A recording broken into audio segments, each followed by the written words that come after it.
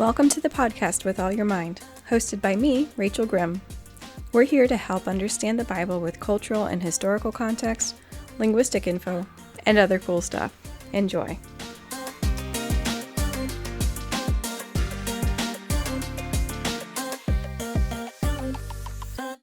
All right, good afternoon, guys. This is Rachel, and this is With All Your Mind. And we're back again for another mini episode that aren't so many. They're shorter. You know, I said that they would just end up being shorter. They're running just about 10 minutes, so I'm happy with that. I just wanted to make something a little bit shorter, easier to listen to. You don't have to set apart a chunk of time to do it. So today we're going to keep on going, and we're doing something a little bit different. Every episode before this one had a theme to it, and I don't know if you noticed the theme or if I talked about it a whole lot. I don't remember. Every episode before this was about a name or title, and this one is not going to be about a name or a title, but it's one of those basic words that I thought, you know what, if we're doing basic terminology and going into the background of it and really digging through, this is one that we should do too. So this one is gospel. And we're going to talk about where does that word gospel come from, what language is that, and then get into the nitty-gritty of the Greek and Hebrew and find some interesting connotations that the word in Greek and Hebrew had, which add a whole lot of flavor. It doesn't change the meaning of the word, but it definitely adds more depth to it, more information, and it's pretty cool. All right, so let's dig in. So gospel is an Old English word, so it's not Hebrew or Greek, but it comes from, and it came through Latin from Greek, and the Greek word is euangelion. Euangelion. You might be able to figure out what that word is. Evangelical, evangelistic. I think those are the two big words that we use in English. That comes from that Greek word, euangelion, euangelia, and the verb, I forget how to pronounce the Greek verb, it's a long one. It has that same root on it, euangelia. Angelia is the root, and you might be able to recognize that root too. Angelia is angel. Angel is just a messenger. So when we talk about angels, they're messengers from God. So, okay. That's my tangent. Go back to gospel. So gospel is just the Old English word for good news, because that's what it means. And so euangelia in Greek means good news, and the word baser in Hebrew means good news. Now, there was definitely a huge implication, connotation, association with these words, baser and euangelia, that it was good news specifically. The word baser in Hebrew could be used and it could be bad news, but most of the time it was good news. It was an outlier. It was not very common at all when it was referring to bad news. So with euangelia in the New Testament in Greek, and we're going to talk mostly about the Greek because the Hebrew and the Greek have the same connotations, the same ideas, but it's a little bit easier to talk about it in Greek because we have more information about it.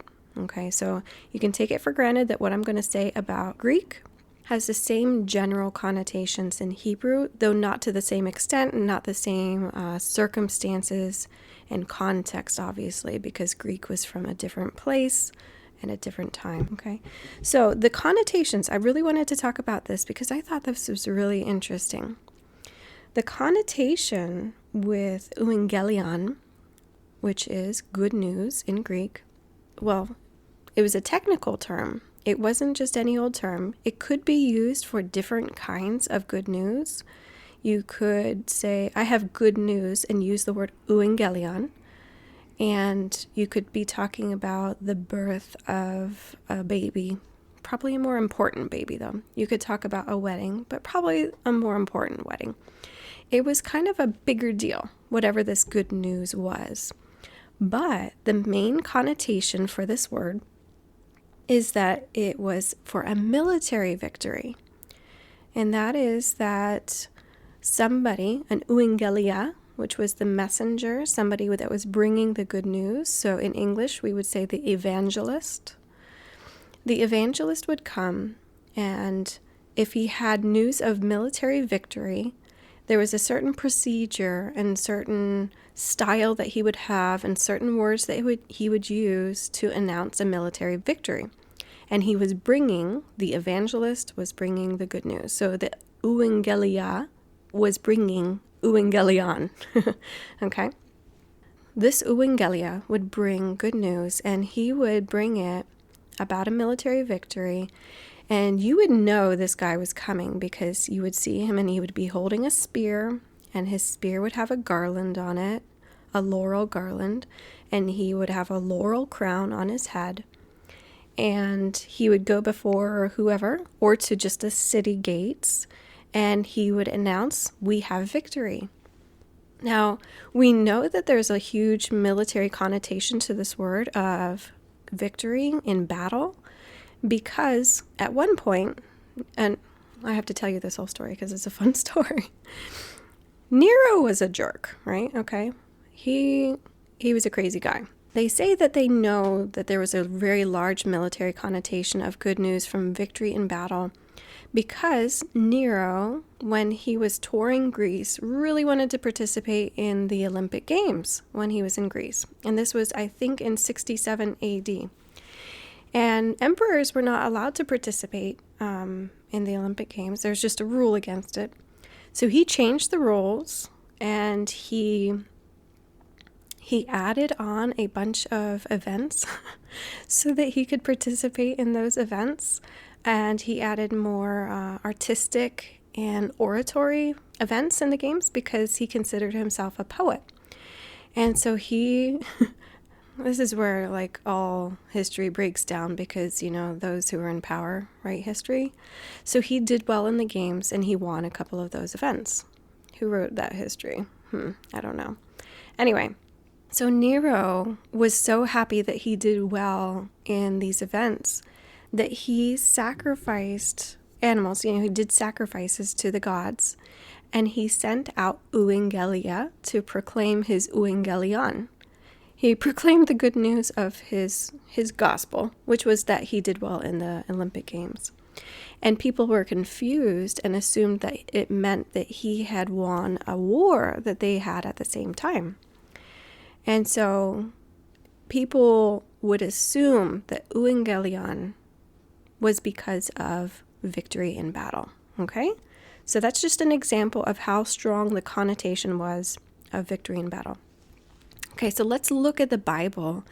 And what does this say? What does this help us to understand about gospel, right? It just means good news. An evangelist is somebody who brings good news, who proclaims good news. And the good news itself is, with the Greek connotation, and this exists in the Hebrew as well, so it's just a continuation of the same idea. The good news was about a military victory. Now, when we talk about the good news of the Bible, and I'm being purposely vague there, what are we talking about? Typically, we're talking about the good news of Jesus Christ. And what is the good news of Jesus Christ? Well, he lived, he died, and he was raised from the dead, right? Does that have any military connotation to you? Any military victory connotation? Not until you add in the idea of the kingdom of God, having victory over sin and death, and peace, because peace and salvation were big parts of the good news of the evangelion. If you had a military victory, that means the homeland is secure. There's no fear of invasion. You can now relax. The war is over, or at least a big part of it, a big battle. And you have peace and you have security. And that was a big part of the good news of the gospel of Jesus, is that the kingdom of God has victory. And the kingdom of God has provided us with peace and security. right? So that changed a few things for me when I was thinking about gospel and evangelism and evangelicals and all those kinds of things.